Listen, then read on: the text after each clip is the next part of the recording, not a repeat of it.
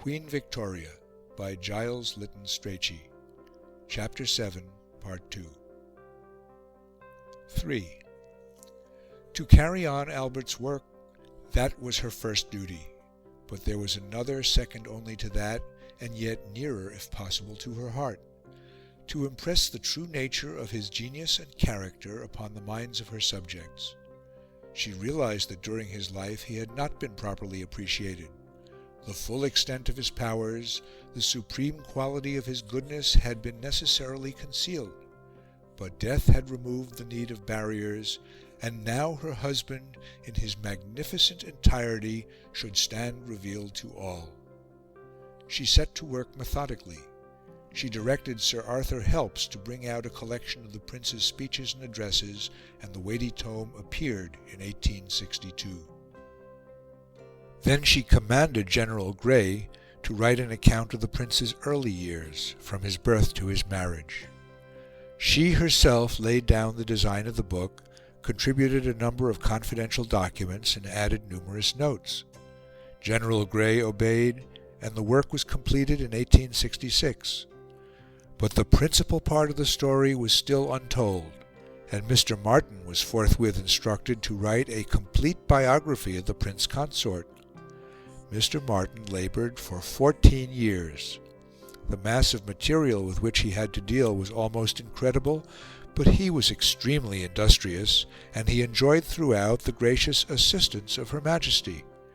The first bulky volume was published in 1874, 4 others slowly followed, so that it was not until 1880 that the monumental work was finished.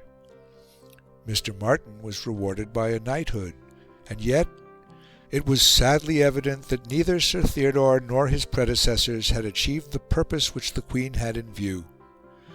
Perhaps she was unfortunate in her coadjutors, but in reality the responsibility for the failure must lie with Victoria herself. Sir Theodore and the others faithfully carried out the task which she had set them, faithfully put before the public the very image of Albert that filled her own mind. The fatal drawback was that the public did not find that image attractive. Victoria's emotional nature, far more remarkable for vigour than for subtlety, rejecting utterly the qualifications which perspicuity or humour might suggest, could be satisfied with nothing but the absolute and the categorical. When she disliked, she did so with an unequivocal emphasis which swept the object of her repugnance at once and finally outside the pale of consideration, and her feelings of affection were equally unmitigated. In the case of Albert, her passion for superlatives reached its height. To have conceived of him as anything short of perfect in virtue, in wisdom, in beauty, in all the glories and graces of man, would have been an unthinkable blasphemy. Perfect he was, and perfect he must be shown to have been, and so Sir Arthur, Sir Theodore, and the General painted him. In the circumstances and under such supervision, to have done anything else would have required talents considerably more distinguished than any that those gentlemen possessed. But that was not all. By a curious mischance, Victoria was also able to press into her service another writer, the distinction of whose talents was this time beyond a doubt. The Poet Laureate, adopting either from complaisance or conviction the tone of his sovereign, joined in the chorus, and endowed the royal formula with the magical resonance of verse. This settled the matter. Henceforward it was impossible to forget that Albert had worn the white flower of a blameless life. The result was doubly unfortunate. Victoria, disappointed and chagrined, bore a grudge against her people for their refusal, in spite of all her efforts, to rate her husband at his true worth.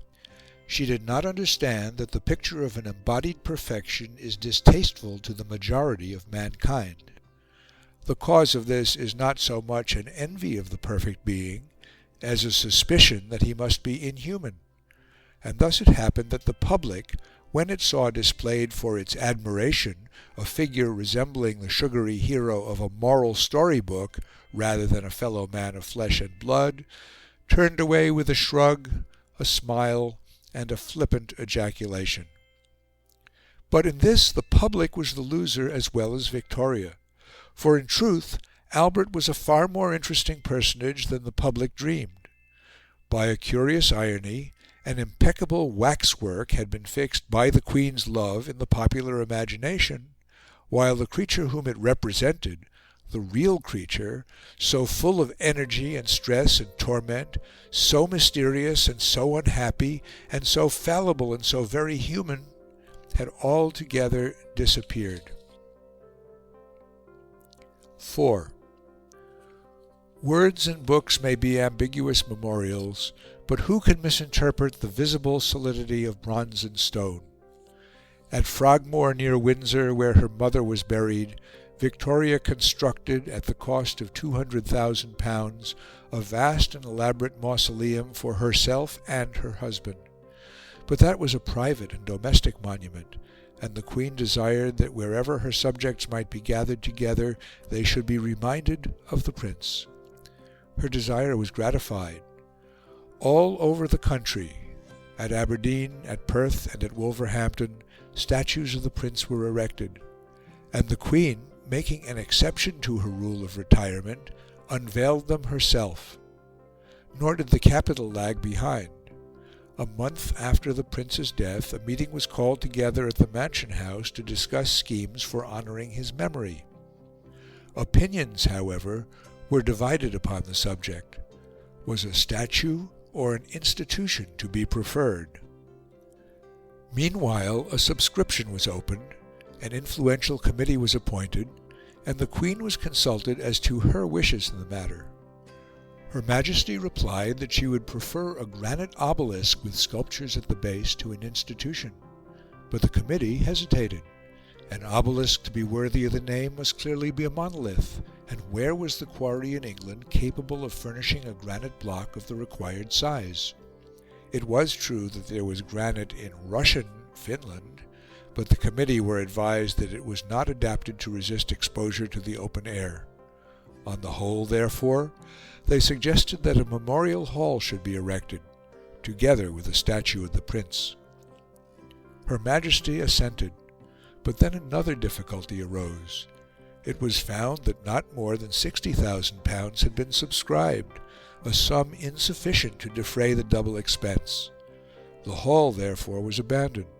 A statue alone was to be erected, and certain eminent architects were asked to prepare designs.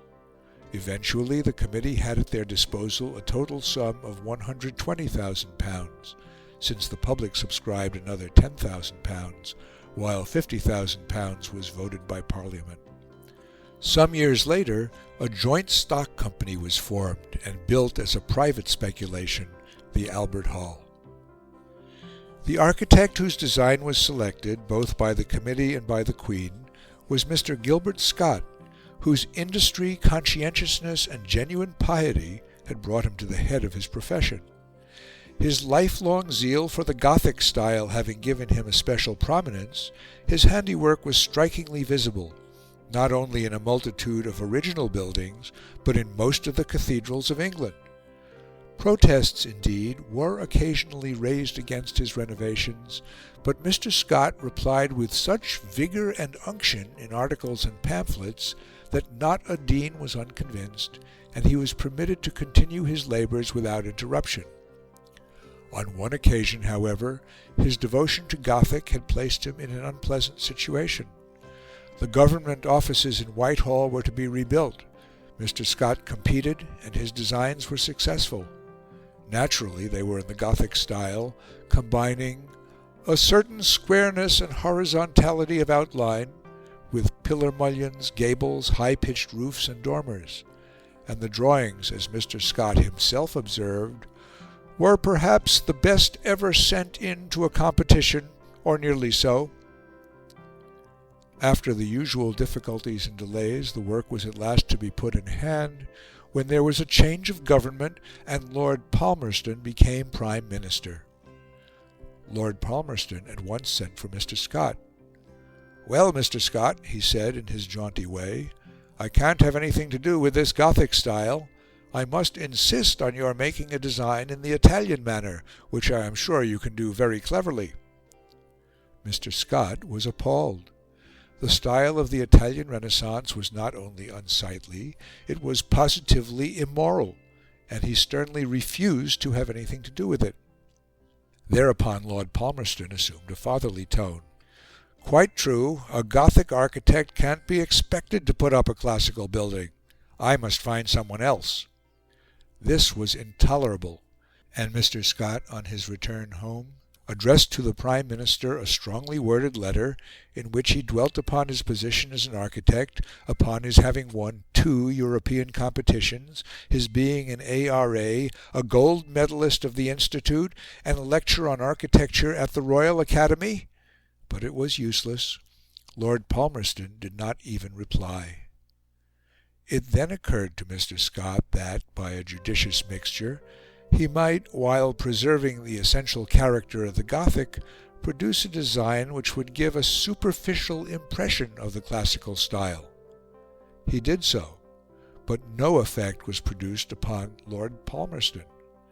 The new design, he said, was neither one thing nor t'other, a regular mongrel affair, and he would have nothing to do with it either. After that, Mr. Scott found it necessary to recruit for 2 months at Scarborough, with a course of quinine. He recovered his tone at last, but only at the cost of his convictions. For the sake of his family, he felt that it was his unfortunate duty to obey the Prime Minister, and, shuddering with horror, he constructed the government offices in a strictly Renaissance style. Shortly afterwards, Mr. Scott found some consolation in building the St. Pancras Hotel in a style of his own. And now another and yet more satisfactory task was his. "My idea in designing the memorial," he wrote, "was to erect a kind of ciborium to protect a statue of the Prince, and its special characteristic was that the ciborium was designed in some degree on the principles of the ancient shrines. These shrines were models of imaginary buildings such had never in reality been erected, and my idea was to realize one of these imaginary structures with its precious materials, its inlaying, its enamels, etc., etc." His idea was particularly appropriate, since it chanced that a similar conception, though in the reverse order of magnitude, had occurred to the Prince himself, who had designed and executed several silver cruet stands upon the same model. At the Queen's request, a site was chosen in Kensington Gardens as near as possible to that of the Great Exhibition, and in May 1864 the first sod was turned. The work was long, complicated, and difficult. A great number of workmen were employed, besides several subsidiary sculptors and metal workers under Mr. Scott's direction, while at every stage sketches and models were submitted to Her Majesty, who criticized all the details with minute care and constantly suggested improvements. The frieze which encircled the base of the monument was in itself a very serious piece of work. "This," said Mr. Scott, "taken as a whole, is perhaps one of the most laborious works of sculpture ever undertaken, consisting as it does of a continuous range of figure sculpture of the most elaborate description, in the highest alto relievo of life size, of more than 200 feet in length, containing about 170 figures, and executed in the hardest marble which could be procured." After 3 years of toil, the memorial was still far from completion, and Mr. Scott thought it advisable to give a dinner to the workmen, as a substantial recognition of his appreciation of their skill and energy. 2 long tables, we are told, constructed of scaffold planks, were arranged in the workshops, and covered with newspapers for want of tablecloths. Upwards of 80 men sat down. Beef and mutton, plum pudding and cheese were supplied in abundance, and each man who desired it had 3 pints of beer, ginger beer and lemonade being provided for the teetotalers, who formed a very considerable proportion. Several toasts were given, and many of the workmen spoke, almost all of them commencing by thanking God that they enjoyed good health. Some alluded to the temperance that prevailed amongst them. Others observed how little swearing was ever heard, whilst all said how pleased and proud they were to be engaged on so great a work. Gradually the edifice approached completion. The 170th life-size figure in the frieze was chiseled, the granite pillars arose, the mosaics were inserted in the allegorical pediments, the 4 colossal statues representing the greater Christian virtues, the 4 other colossal statues representing the greater moral virtues were hoisted into their positions, the 8 bronzes representing the greater sciences, astronomy, chemistry, geology, geometry, rhetoric, medicine, philosophy, and physiology, were fixed on their glittering pinnacles high in air. The statue of Physiology was particularly admired. On her left arm, the official description informs us, she bears a newborn infant, as a representation of the development of the highest and most perfect of physiological forms. Her hand points towards a microscope, the instrument which lends its assistance for the investigation of the minuter forms of animal and vegetable organisms. At last, the gilded cross crowned the dwindling galaxies of superimposed angels, the 4 continents in white marble stood at the 4 corners of the base, and 7 years after its inception, in July 1872, the monument was thrown open to the public. But 4 more years were to elapse before the central figure was ready to be placed under its starry canopy. It was designed by Mr. Foley, though in one particular the sculptor's freedom was restricted by Mr. Scott. "I have chosen the sitting posture," Mr. Scott said, "as best conveying the idea of dignity befitting a royal personage." Mr. Foley ably carried out the conception of his principal.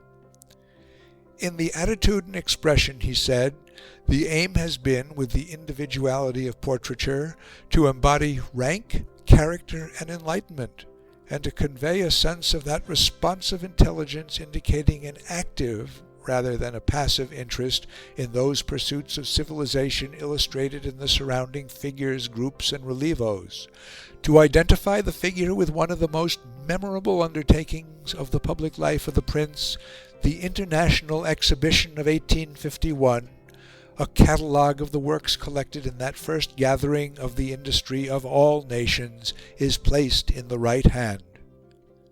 The statue was of bronze gilt and weighed nearly 10 tons. It was rightly supposed that the simple word Albert, cast on the base, would be a sufficient means of identification. End of Chapter 7, Part 2.